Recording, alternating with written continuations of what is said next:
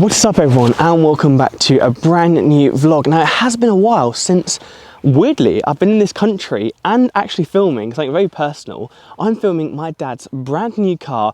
I finally convinced him. He has finally brought a GR Yaris. Now here's going to tell you a bit about the car. He did actually order one 2 years ago, until when he had the Porsche Boxster, he then went down the Hyundai i30N route. And now I have convinced him and he has finally got the GR Yaris. I would have said, well, when I was in Japan with Petrolheadonism, I got a text from him saying he was going to look at one. So I think the whole Japanese trip really did, tick it off for him. So he's going to go around, tell you all about it and why you should buy a GR Yaris. Because I know I was right this whole time. Ever since they came out about 3 years ago, I've been absolutely obsessed, where I would even list all the cars I've seen. That got to over 300 and I had to stop because there was even some car shows just dedicated to GR Yarises. So I scrapped that, and now I can just wake up in the morning, go downstairs and see that on our driveway, which is amazing. And yeah, it's good to be back in the countryside. We even have some sheep. They're like my #1 fans, as this is our normal spot where we hopefully film Dad's always new cars, and hopefully eventually I might bring a car soon. You never know, but at the moment it's just a Fiesta. So without further ado, let's go check out the GR Yaris.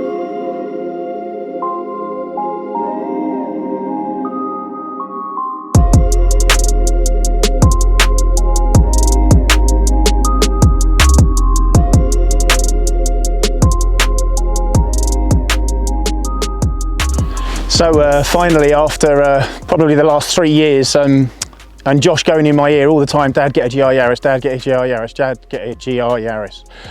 I finally got one, and welcome to my 2022 GR Yaris in pearl white.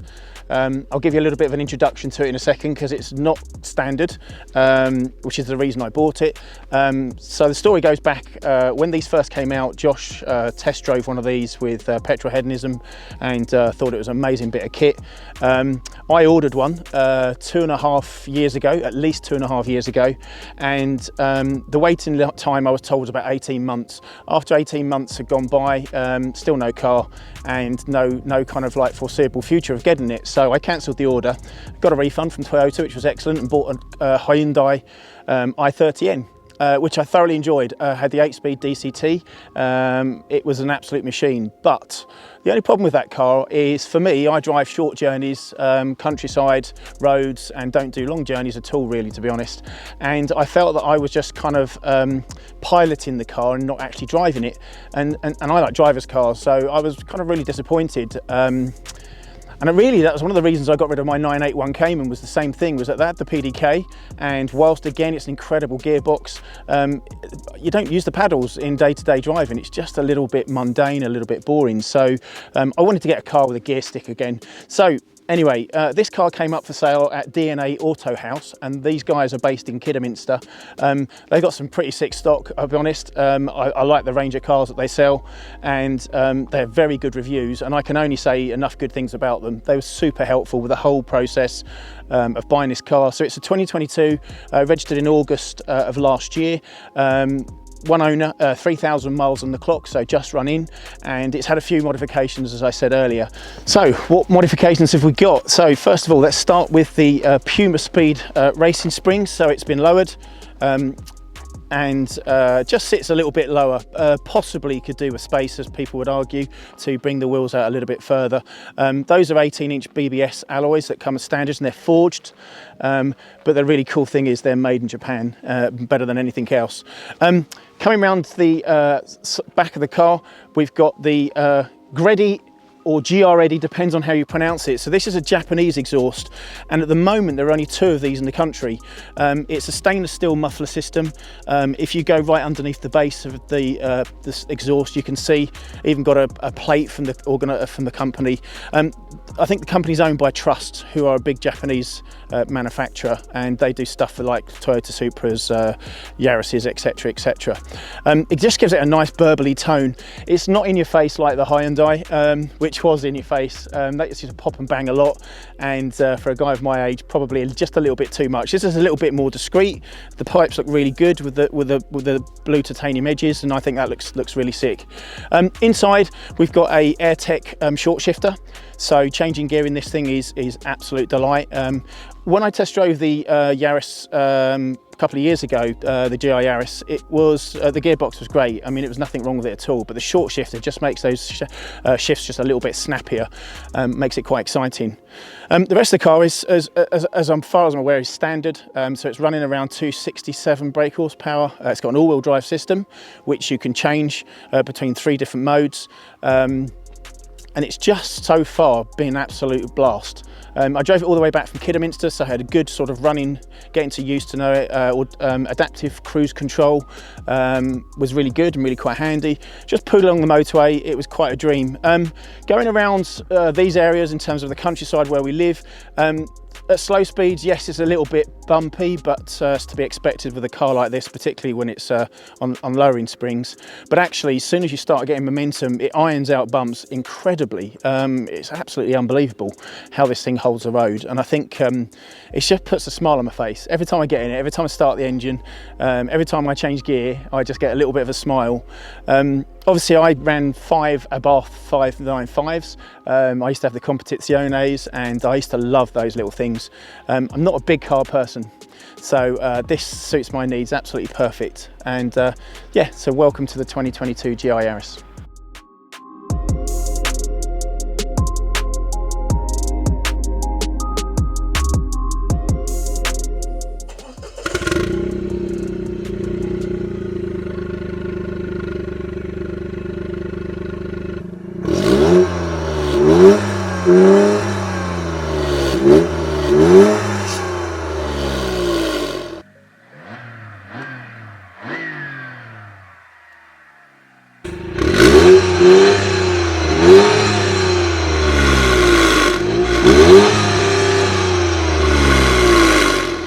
So what's my plans for the GR Yaris? To be honest, I love it as it is. I've got no intentions on modifying it any further. I think the 3 current things with the exhausts, the lowering springs and the AirTech short shifter makes it just right.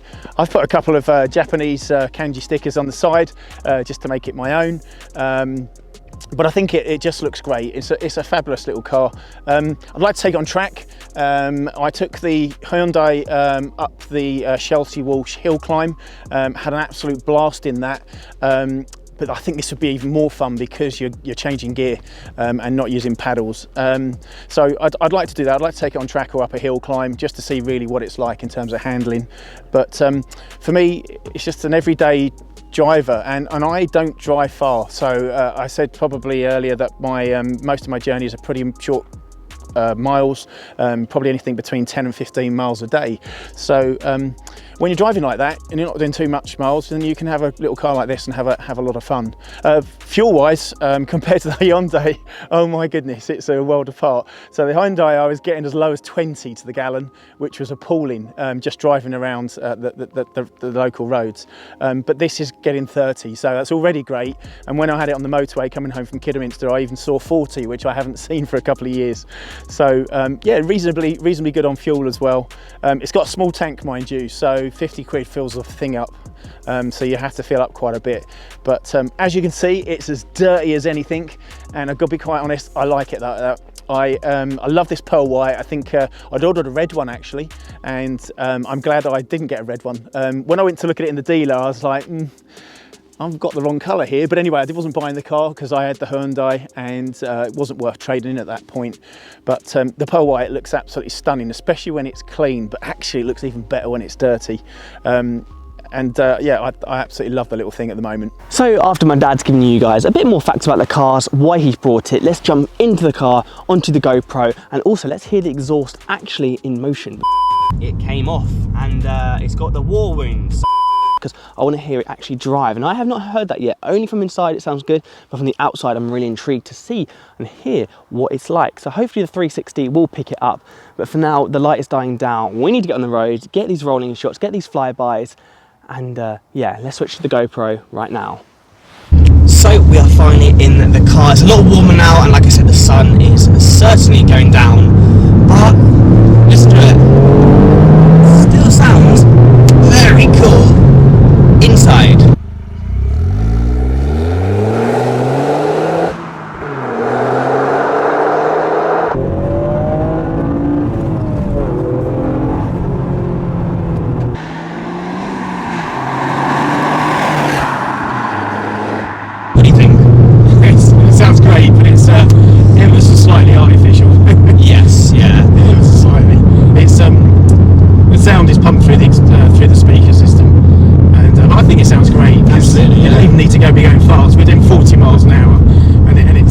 fantastic. It would be interested to hear a normal one without the exhaust compared to what you've got now.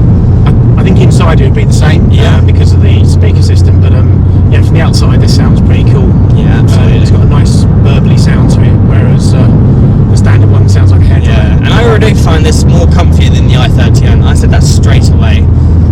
Suspension's less crashy. Yeah, even though it's lowered, it's absolutely. But no, it's nice. It's very cosy. I've always liked little hot hatches. I think when Dad went through the whole baths, and the Porsche was cool, but still, and from the i30N and what I've experienced with Dad owning cars, this is my favourite. I've loved the GR Yaris. Like I said, since that first came out, I was obsessed. And then reviewing one with Petrolheadonism, taking out some snow, so we got to have the fun with it. Got to really see the whole homologation side of Not it. the easiest word to say. Right stutter that is. And then you can really feel the whole go-karty feel of it on the actual road. It is very fun, and you can see why it's so popular. We're really lucky to be able to get these in Europe, because of course these are not available in the USA. But when I was in Tokyo, I did get to see the new Corolla version, which they will get. But to be fair, I'm not even that bothered because we've got this one. Yeah, no, it is a cool little car. And it puts a smile on your face, and that's the most important thing about driving, in my opinion. And that's the. Do you think you'll ever do a track day in this one? Smells. Yeah, I'd quite like to. Yeah. Not to rag it, but just to sort of see what it's like. I mean, I enjoy track days. I enjoy going watching other people thrash their cars to bits and sometimes blow them up. But I like going around tracks, but not ragging, not crazily. Don't want to wreck your brakes. Don't want to wreck your. Did you ever do the i30N on track? No, just that Shells Horse which we did together. So that'd be cool to maybe do this car. Yeah. In the next few months, if they do it. Yeah. No, we've got plenty of track days that we can go to. So with Bedford Autodrome and Silverstone, less than an hour away. Absolutely. So the real question is it worth buying a GR Yaris?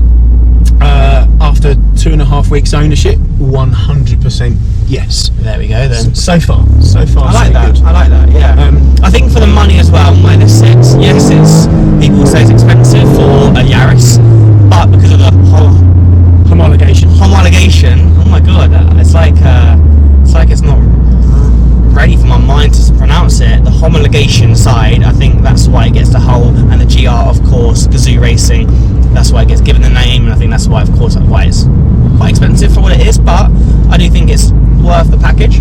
I think the problem is that the what happened was at the beginning when they came out, all the YouTubers bought them. The hype was real. So in other words, what people said about how good it was, and it really is that good, put the prices through the roof. Now what you've got is a market that's completely flooded with second-hand cars, because all those people that bought one thinking they could flip it and sell it for a profit are finding that they can't. Absolutely. Because there's so many around. I mean, literally, you look at the Auto Trader, and there are loads of these things available. And actually, there's quite a few through main dealers that obviously have been orders and have been cancelled. Personally, I think it's worth every penny.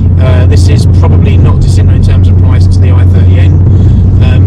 You get an awful lot of toys in an i30N, and you get a lot of gadgets and things that make it super cool, if I'm honest. I mean, the i30N was a great car. The DCT gearbox was phenomenal, but if you're going to use it for sort of like, motorway cruising and stuff like that, but for me, this is same value, and you're getting your money for a different reason. So the all-wheel drive system and all the technology, and the fact that it's a homologation special, they're super rare. The last one I can think of is probably the Integrale.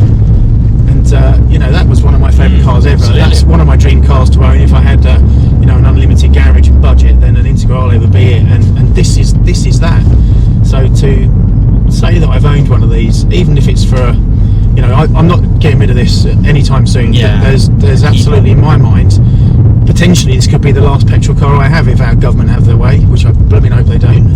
That's a crazy thought, but no, I don't. never know how it's going. I'll be one of the last people to go to electric. Yeah, I'm afraid absolutely. As much as I understand it, they're soulless. You can get biofuels that this thing can run on, and any other car, and there's just. Anyway, let's not get into a political argument about that. I absolutely love it. So far, so good. Everything seems to be good, and it's just been a bit of a blast, really. Absolutely. All that needs changing is our roads and the sunlight right now. Yeah, he needs to get rid of these potholes. Yeah. But yeah, I've done 600 miles in it. So 600 miles, and obviously 150 of those were coming back home after I picked it up. But yeah, thoroughly enjoying the experience so far. Good stuff. So I'm glad I got to finally show you guys Dad's new car, and if you enjoyed the video and if you'd like to see more, of course we can focus on more video on the exhaust and everything, because we did try to today, but the 360 had another idea. It came off, and it's got the war wound, so I might not even got the exhaust clips, but I can tell you I tried, and yes, it failed. So if you'd like to see a whole video on this special exhaust, one of 2 in the UK, then please drop a comment below, drop a like, and then we can certainly get one sorted. But for now, it's more or less showing you Dad's new car and 100% why you should buy a GR Yaris, because I've always said it, he's finally listened and he's finally got it, and there's certainly a big smile on both of our faces. So without further ado, please, if you like the video, please give it a like, please share, and please comment, like I said. If you've got anything about this video, good stuff or bad stuff, I'd love to know. I'll see you guys in the next video.